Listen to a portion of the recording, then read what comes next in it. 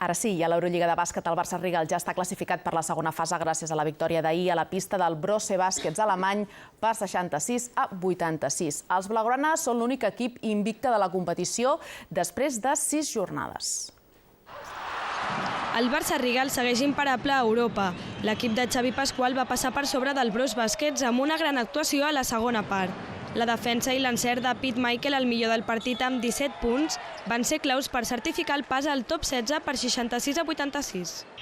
El Real Madrid, en canvi, va perdre a Atenes davant el Panathinaikos per 79-68. La defensa grega va anul·lar les figures blanques i l'equip de Pablo Laso passa a compartir el liderat del grup amb el Khimki rus.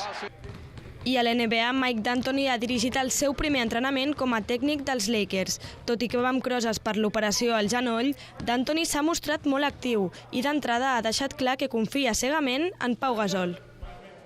Puc dir que Pau Gasol és el millor home que ha jugat a bàsquet en molts anys. Per descomptat, és únic.